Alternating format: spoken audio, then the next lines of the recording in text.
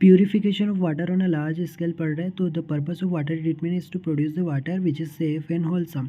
The method of treatment is to be employed depend upon the nature of raw water and the desired standard of the water quality. For example, groundwater wells and spring may need no treatment other than disinfection. Surface water, example river water, which tend to be turbid and polluted, require extensive treatment. तो यहाँ पे ये बोला गया है कि इसका purpose क्या है, तो पर्पस है वाटर ट्रीटमेंट का सेफ वाटर मिल सके. दूसरा इसमें ये बताया गया है कि जो ग्राउंड वाटर होता है ना, जैसे वेल्स और स्प्रिंग का, तो वहाँ पे कोई ट्रीटमेंट की ज़रूरत नहीं पड़ती, बल्कि केवल डिसइंफेक्शन कर देंगे, ट्रीटमेंट नहीं ज़रूरत पड़ेगी. लेकिन जो सरफेस वाटर है, रिवर वाटर, उसको ट्रीट करने की ज़रूरत पड़ती है, क्योंकि वो टर्बिड है, पोल्यूटेड है, उसमें एक्सटेंसिव ट्रीटमेंट की ज़रूरत पड़ेगी. तो ट्रीटमेंट के लिए अपन क्या करेंगे यहाँ पे, फॉलोइंग मेजर्स हैं. तो पहला स्टोरेज, फिल्ट्रेशन और डिसइंफेक्शन. यहाँ पे 3 मेथड्स बताइए. स्टोरेज पहला, तो स्टोरेज में क्या होता है, वाटर जो होता है ना, इसको क्या कर देंगे, water is drawn out of the source and impounded in a natural and artificial reservoir. Storage provide a reverse reserve of water from which further pollution is excluded. As a result of storage, a very considerable amount of purification takes place. This is natural purification and we will may take a look it in the 3 points of view. देखो अपन यहाँ पे ये पढ़ रहे हैं storage करने से बहुत ज़्यादा बेनिफिट होगा, क्योंकि ये अपन क्या करते हैं, आर्टिफिशियल रिजर्वायर में इसको स्टोरेज कर लेते हैं. जो अपना स्टोरेज जो है, इससे क्या होगा, अपना रिजर्व हो जाएगा वाटर, ठीक है. और फर्दर पोल्यूशन को अपन एक्सक्लूड कर देते. तो इसमें 3 तरीके से बताया गया है फायदे. फिजिकल लेवल पे क्या होता है वाटर में, बाय मेरे storage the quantity of water is improve, है ना. स्टोरेज करने से क्या हो जाता है, क्वांटिटी ऑफ वाटर इंप्रूव हो जाती है. 90% जो सस्पेंडेड इम्प्यूरिटीज़ है वो सेटल डाउन हो जाती है 24 आवर में ग्रेविटी के द्वारा. तो इम्प्यूरिटीज़ सेटल डाउन हो जाती है ग्रेविटी के द्वारा. दूसरा है केमिकल, तो सर्टेन केमिकल चेंजेस होते हैं. Also takes place during the storage. तो एरोबिक बैक्टीरिया जो होते हैं ना, वो oxidise the organic matter present in the water which the aid of dissolve oxygen.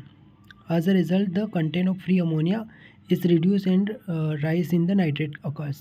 यहाँ पे बोला गया है कि केमिकल चेंजेस में ये होता है कि जो एरोबिक बैक्टीरियाज होते हैं वो क्या करते हैं, ऑक्सीडाइज कर देते हैं ऑर्गेनिक मैटर को जो कि वाटर में प्रेजेंट रहता है with the aid of dissolve oxygen, है ना, ऑक्सीजन की सहायता से. और इसका रिजल्ट क्या होगा, कंटेंट जो है वो क्या होगा, ammonia. Content of free ammonia is reduce and rise in the nitrate occur. फिर बायोलॉजिकल में क्या होगा, tremendous droop takes place in the bacterial count during storage. The pathogenic organism gradually die out. It is found that when the river water is stored, the total bacterial count drop by as much as 90% in the first 5 to 7 days. तो यहाँ पे क्या होता है biological में, यहाँ पे ये बताया गया है कि जिसमें बैक्टीरियल काउंट जो है वो स्टोरेज करने से कम हो जाता है, ठीक है. 90% जो है 5 to 7 डेज में ये काउंट कम हो जाएगा. This is one of the greatest benefit of the storage. तो स्टोरेज के 3 बेनिफिट पड़े, फिजिकल लेवल पे, केमिकल लेवल पे और बायोलॉजिकल पे. The optimum period of storage of river water is consider if the water is stored for the long period, there is a likelihood of development of vegetable growth such as algae which impart a bad smell and color to the water. तो अगर water जो है long period तक store करेंगे तो उसमें algae develop होने लगती है. अब फिल्ट्रेशन में क्या होता है, filtration is the second stage of the in the purification of the water, quite an important stage because 98 to 99% of the bacteria are remove by the filtration. तो 98 से 99% बैक्टीरिया रिमूव हो जाते हैं फिल्ट्रेशन के द्वारा. इसमें 2 तरीके से फिल्ट्रेशन किया जाता है, एक बायोलॉजिकल फिल्ट्रेशन जो कि स्लो सैंड फिल्टर कहलाता है और एक रैपिड सैंड फिल्टर जो कि मैकेनिकल होता है. तो स्लो सैंड फिल्टर में क्या होता है, बायोलॉजिकल फिल्टर के नाम से जाना जाता है. ये 1804 में स्कॉटलैंड में आया. स्लो सैंड फिल्टर को यूज़ किया जाता था. सब्सिक्वेंटली लंदन में भी यूज़ किया जाता था. 19वीं सेंचुरी में ये स्प्रेड हो गया थ्रू आउट द वर्ल्ड और इवन टुडे ये standard method of water purification में आता है स्लो सैंड के 4 एलिमेंट कौन कौन से हैं. सबसे पहले सुपरनेटेंट वाटर, दूसरा है बेड ऑफ ग्रेडेड सैंड, तीसरा है अंडर ड्रेनेज सिस्टम और चौथा है storage of filter control valve. सबसे पहले पढ़ेंगे सुपरनेटेंट रॉ वाटर क्या होता है कि the supernatant raw water about the sand bed के ऊपर क्या जो पानी तैर के आ जाता है उसको सुपरनेटेंट रॉ वाटर कहते हैं. तो whose depth varies from 1 to 1 से 1.5 मीटर रहेगा इसका सुपरनेटेंट वाटर का डेप्थ।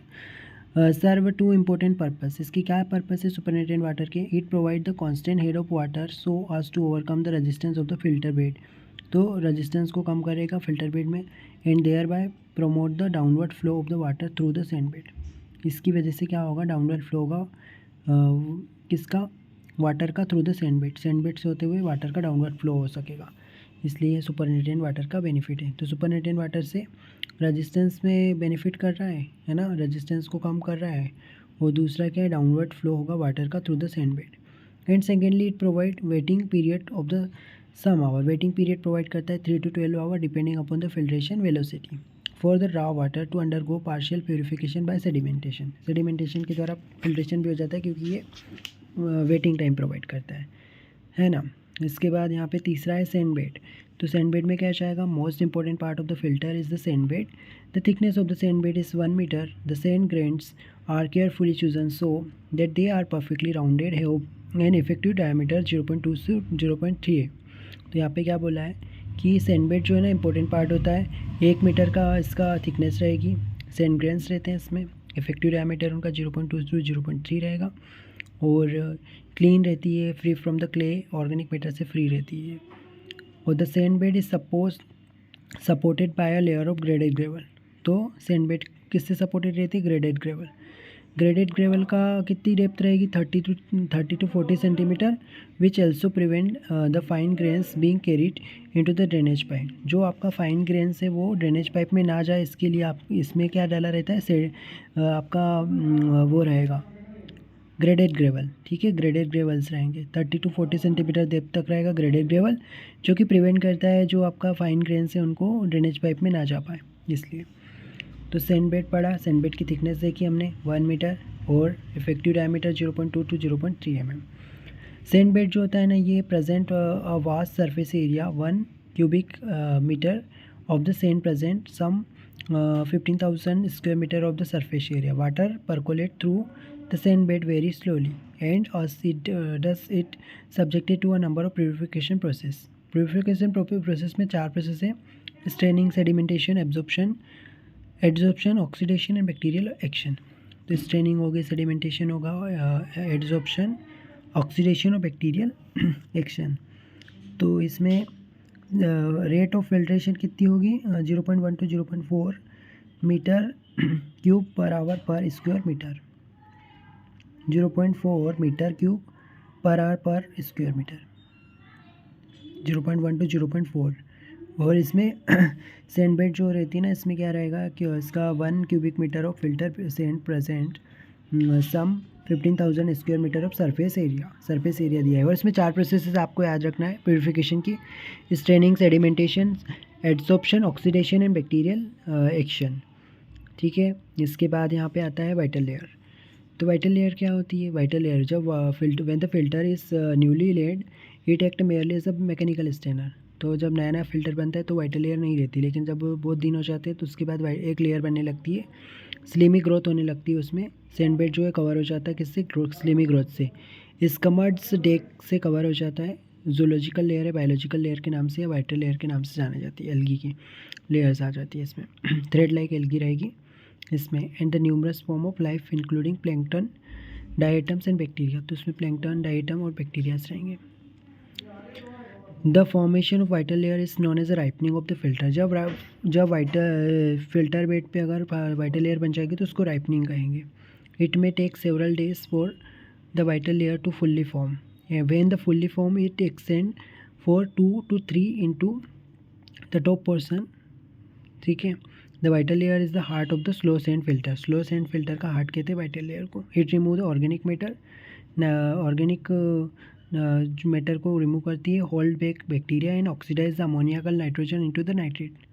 अमोनियाकल नाइट्रोजन को नाइट्रेट में ऑक्सीडाइज कर देगी और हेल्प करती है बैक्टीरिया फ्री वाटर बनाने में, वाइटल लेयर। तो this vital layer is fully form, the first few days filtrate is usually run to waste. अब फिर इसके बाद आता है अंडर ड्रेनेज सिस्टम भी इसमें लगा रहता है। तो ये क्या होता है, eight the bottom of the filter bed is the under drainage system. It consists of porous or perforated pipe which serve the dual purpose of providing the outlet for the filter water and supporting the filter medium above. तो इसमें क्या रहता है, जो sand bed है, filter bed है, इसके इसमें क्या रहेगा, नीचे की तरफ अंडर ड्रेनेज सिस्टम लगा रहता है, जिसमें कि पोरस और परफोरेटेड पाइप्स रहेंगे जो कि डुअल पर्पस प्रोवाइड करते हैं, आउटलेट के लिए भी और outlet for the filter water and supporting the filter medium above. Once the filter bed has been laid, the under drainage system cannot be seen. जब फिल्टर बेड आ जाता है तो फिर सीन नहीं होते ये पाइप्स। तो फिल्टर बॉक्स में the first three element supernatant water, sand bed and under drainage system are contented in the filter box. Filter box में तीनों चीज़ें आ जाएगी, supernatant water, sand bed and under drainage system, ये सब filter box से attach रहते हैं।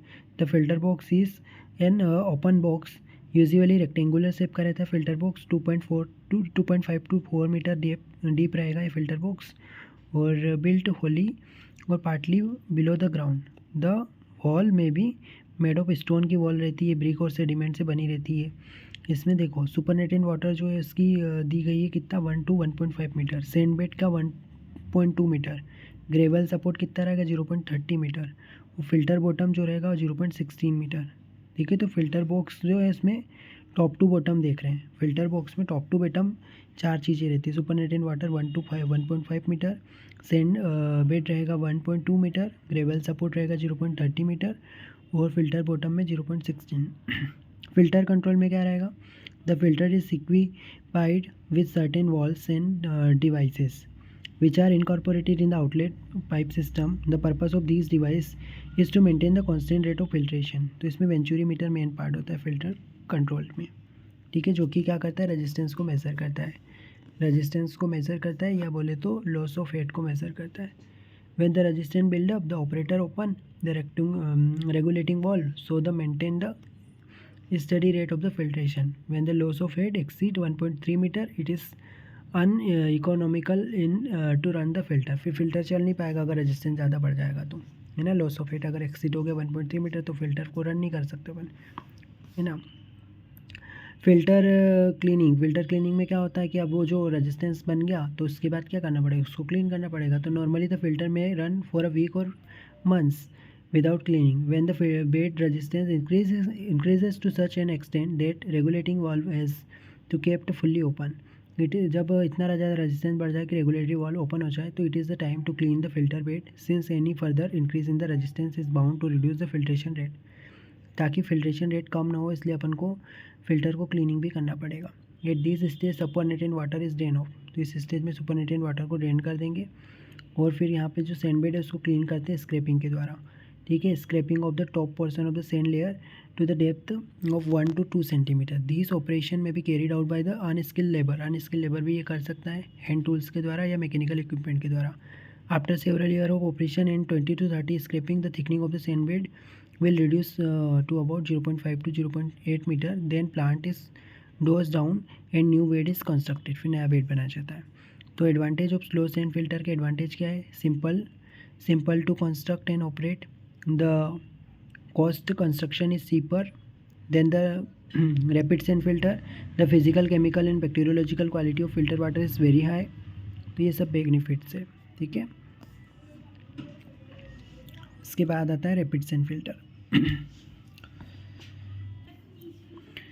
रैपिड सैंड फिल्टर में क्या होता है, इन 1885 द इसको मैकेनिकल फिल्टर भी कहते हैं। तो इन 1885 the filter first rapid sand filter were installed in the USA. Since that time they have gained considerable popularity, especially in the high industrialized countries.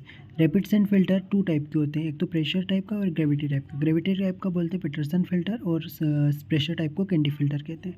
सबसे पहले अपन इसमें देखेंगे यहाँ पे स्टेप्स। तो पहली स्टेप है कोएगुलेशन। कोएगुलेशन में क्या होता है, the raw water is first treated with the chemical coagulant such as alum. तो जो रॉ वाटर है उसको एलम से ट्रीट करेंगे, the dose of which varies from 5 to 40 milligram और मोर पर लीटर।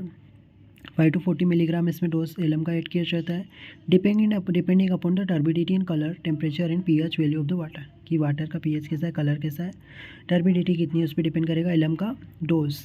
तो यहाँ पे एलम मिलाया जाता है कोएगुलेशन में। फिर रैपिड मिक्सिंग की जाती है मिक्सिंग चैम्बर के अंदर। तो यहाँ पे देखो मिक्सिंग चैम्बर में पहले एलम मिलाया, फिर मिक्सिंग चैम्बर में रैपिड मिक्सिंग होगी। The treated water is then subjected to violent agitation in a mixing chamber for a few minute, then allowed to quick and through this dissemination of alum throughout the bulk of water, मतलब यहाँ पे पूरी तरीके से मिल जाएगा alum water में। Flocculation में क्या होता है, the next phase involve a slow and gentle straining of the treated water is flocculation chamber. तो अब जो मिक्सिंग चैम्बर से फ्लोकुलेशन चैम्बर में आ जाएगा फॉर 30 मिनट यहाँ पे रहेगा। The mechanical type of flocculator is most widely use. तो यहाँ पे मैकेनिकल फ्लोकुलेटर लगे रहते हैं। It consist of number of paddles which rotate, तो इसमें पेडल्स लगे रहते हैं जो कि रोटेट करते हैं 2 to 4 RPM पे। The pedals rotate which with the help of Motors, Motors की सहायता से पेडल्स जो है रोटेट करते हैं। तो the slow and gentle stirring result in the formation of thick copious white flocculent precipitate of the aluminium hydroxide. तो क्या है कि यहाँ पे पेडल्स लगे हुए हैं फ्लोकुलेटर्स में, 2 to 4 RPM पे घूमते रहते हैं ये। तो इससे क्या हो जाएगा, वो जो एलम है उसका प्रेसिपिटेशन होने लगेगा, तो एल्यूमिनियम हाइड्रोक्साइड बन जाएगा। द थिकर एंड प्रेसिपिटेट और floc diameter the greater the settling velocity, जितना ज़्यादा थिकर होगा फ्लोक डायमीटर उतना ज़्यादा वेलोसिटी सेटलिंग वेलोसिटी होगी। सेडिमेंटेशन में क्या होता है, the coagulated water is now let into sedimentation tank where it is drained for a period varying from 2 to 4 hours when the flocculent precipitate together with the impurities. तो यहाँ पे बोला गया है कि जो कोगुलेटेड वाटर है उसको क्या करेंगे, सेडिमेंटेशन टैंक पे पहुँचा दिया जाता है। Where it is drained for a period varying from 2 to 6 hours when the flocculent precipitate together with the impurities and bacteria settle down in the tank. तो सेडिमेंटेशन में सेटल डाउन हो जाएगा tank में इम्प्योरिटीज़ और bacteria. At least 95% of the flocculant precipitate need to remove before the water is admitted into the rapid sand filter।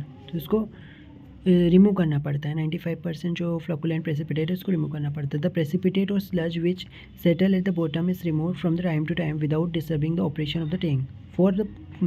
For proper maintenance for the tank should be clean regularly from time to time, otherwise they may become, तो उसको time to time clean भी करना पड़ेगा। Filtration में क्या होता है, 5वीं स्टेप है फिल्ट्रेशन। यहाँ पे क्या होगा, the partly clarified water is now subjected to rapid sand filter. तो अब इसको रैपिड सैंड फिल्टर के लिए भेज दिया जाएगा। अब फिल्टर बेड पे आ जाते हैं। तो फिल्टर बेड क्या है, each unit of filter bed is has surface of 80 to 90 metre square. तो यहाँ से 80 to 90 मीटर स्क्वायर यानी सरफेस एरिया कितना रहेगा, मतलब कितना स्क्वायर फीट है, 900 स्क्वायर फीट, 900 स्क्वायर फीट रहेगा इसमें। 80 to 90 मीटर स्क्वायर इसमें रहेगा each unit of filter bed. Surface of इतना रहेगा, surface of about 80 to 90 metre square. Sand is the filtering medium. Sand क्या होती है, फिल्टरिंग मीडियम होती है। तो the effective size of the sand particles is between, तो यहाँ पे साइज क्या रहेगा सैंड का, 0.4 to 0.7 mm। The depth of the sand bed is usually 1 metre. Below the sand bed is a layer of graded gravel. 30 to 40 centimetre की size की आपका graded gravel की लेयर रहेगी, जो कि कितने रहेगी, 1 से 1.5 फीट रहेगी।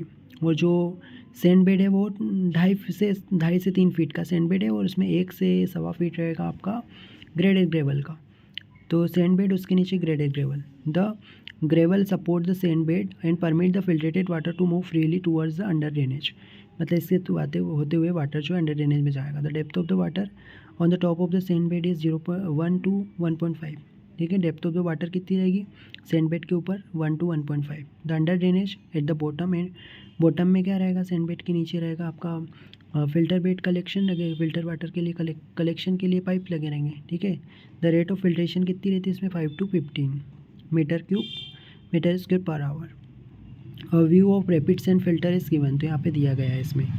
ठीक है, जिससे सैंड ग्रेवल परफोरेटेड पाइप्स लगे रहते हैं फ्लोर पे। अब यहाँ पे क्या है, अभी अगली स्टेप है फिल्ट्रेशन। तो as a filtration proceed the alum floc not remove by the sedimentation is held back on the sand bed. तो क्या होता है कि कई बार एलम फ्लोक जो है ना रिमूव नहीं हो पाता सेडिमेंटेशन के द्वारा, तो उसको वापस भेज दिया जाता है सैंड बेड पे। It form a slimy layer comparable to the zoological layer in the तो उसमें जूलॉजिकल लेयर देखी थी अपन ने स्लो सैंड फिल्टर में, यहाँ पे स्लीमी लेयर बनेगी सैंड बेड के ऊपर, स्लीमी लेयर बनेगी। It absorb the bacteria from the water and effect purification. Oxidation of ammonia also takes place during the passage of the water through the filter. As the filtration proceeds, the suspended impurities and bacteria clog the filter. The filter soon become dirty and begin to lose their efficiency. When the loss of head approaches 7 to 8 feet, filtration is stopped and filter are subjected to washing process by the backwashing. ये क्या बोला है इसमें कि जैसे कि ये जो इसमें स्लिमी लेयर रहती है जो कि जूलॉजिकल लेयर के सिमिलर होती है, ये एब्जॉर्ब करती है बैक्टीरियाज को वाटर से और इफेक्टिव बनाएगी प्यूरिफिकेशन को। Oxidation of ammonia also takes place during the passage of water through the filters. Oxidation भी हो जाएगा अमोनिया का। और filtration proceed the suspended impurities and bacteria clog the filters. The filter should become dirty हो जाता है और efficiency उसकी कम हो जाएगी। तो इसमें फिर वापस से अपन को लॉस ऑफ हेड करना पड़ेगा, यानी रेजिस्टेंस आ गया 7 to 8 फीट का रेजिस्टेंस आ जाएगा, जिसके लिए बेक वॉशिंग करनी पड़ेगी। तो बेक वॉशिंग में क्या करते हैं, रैपिड सेंट फिल्टर में इसको डेली वॉशिंग करनी पड़ती है, वीकली और डेली वॉशिंग करनी पड़ेगी। लॉस ऑफ हेड यानी रेजिस्टेंस को डेली वॉश करना पड़ेगा। Washing is accomplished by the reversing the flow of water through the sand bed which is called back washing, है ना। तो यहाँ पे क्या किया जाता है, वॉशिंग के थ्रू क्या किया जाता है, washing is accomplished reversing the flow of water through the sand bed. Reverse किया जाता है सैंड बेड पे वाटर का फ्लो, तो इससे क्या हो जाएगा, बेक वॉशिंग इसलिए बोलते हैं इसको। Washing is accomplished by the reversing the flow of water through the sand bed. Reversing होती है इसमें जो फ्लो ऑफ वाटर है थ्रू द सैंड बेड, इसलिए इसको बेक वॉशिंग कहते हैं। तो back washing discloses the impurities and clean up the sand bed. The washing is stopped when clear sand is visible and wash water is sufficiently clear. जो wash water रहेगा वो clear रहेगा। The whole process of washing take about 15 minute. In some rapid sand filter compressed air is used as a part of bake washing process. अब rapid sand के benefits क्या है, advantage क्या है। Rapid sand filter can deal with raw water, तो ये deal करता है रॉ वाटर को directly. No preliminary storage is needed, इसमें प्रीलिमिनरी स्टोरेज की नीड नहीं पड़ती रैपिड सैंड में। The filter bed occupy less space occupy करता है। फिल्टर इस रैपिड रहेगा, 40 to 50 टाइम स्पीड रहेगी इसकी। और the washing of filter is easy और there is a more flexibility in operation. तो ये हो गया। इसके बाद आता है डिसइंफेक्शन। तो डिसइंफेक्शन फॉर अ केमिकल और an agent to be potentially useful as a disinfectant in water supply it is satisfy the following criteria. तो डिसइंफेक्शन किया जाएगा ताकि अपन पैथोजेनेटिक ऑर्गेनिज्म प्रेजेंट रहते हैं उसको डिसइंफेक्टिफाई करेंगे, ठीक है। तो इसको क्राइटेरिया है कि वाटर की प्रॉपर्टी चेंज नहीं होना चाहिए, उसका पीएच चेंज नहीं होना चाहिए, ठीक है। उसमें कोई प्रोडक्ट नहीं बचना चाहिए, टॉक्सिक प्रोडक्ट्स। और कॉस्ट परमिटिंग रहेगा, कॉस्टली रहेगा वो, मतलब इतना ज़्यादा सेफ रहना चाहिए, एक्यूरेट रहना चाहिए। और ये सब दिया है। रिकंटामिनेशन नहीं होना चाहिए और रैपिड होना चाहिए। सिंपल एनालिटिकल टेक्निक्स का यूज़ किया जाएगा। फिर इसमें क्लोरिनेशन होता है, तो क्लोरिनेशन अलग से टॉपिक पढ़ेंगे। मतलब डिसइंफेक्शन में मेनली क्लोरिनेशन होता है। क्लोरिनेशन जो है, chlorination is one of the greatest advance in the water purification. It supplement not a substitute to sand filtration. ये सब्सटीट्यूट नहीं कर सकता सैंड फिल्ट्रेशन को, बट ये थोड़ा सा एडवांटेज के लिए यूज़ किया जाता है, ठीक है। इसमें क्या किया जाता है, क्लोरीन का एक्शन होता है ना।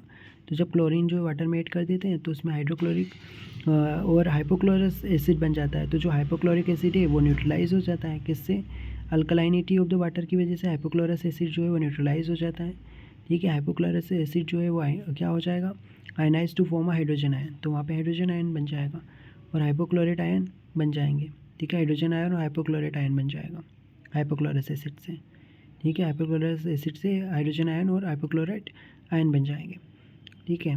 तो the disinfecting action of the chlorine is mainly due to the hypochlorous acid. तो मेनली हाइपोक्लोरस एसिड की वजह से होती है, हाइपोक्लोरेट आयन की वजह से नहीं होता, हाइपोक्लोरस एसिड की वजह से मेनली होता है।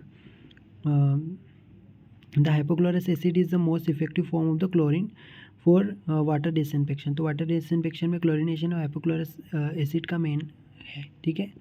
Then the hypochlorite ion, chlorine जो है बेस्ट डिसइंफेक्टेंट का काम करता है। When the pH of the water is around 7 pH वाले वाटर के लिए अच्छा डिसइंफेक्टेंट का काम करता है, because of the predominance of hypochlorous acid, क्योंकि उसमें वाटर में क्या रहेगा, हाइपोक्लोरस एसिड रहेगा, इसलिए वो अच्छा काम करता है। pH 7, अगर pH 8.5 है तो ये ज़्यादा यूज़फुल नहीं है, ठीक है, क्योंकि यहाँ पे क्या हो जाएगा, ये अनरिलायबल होगा, ठीक है।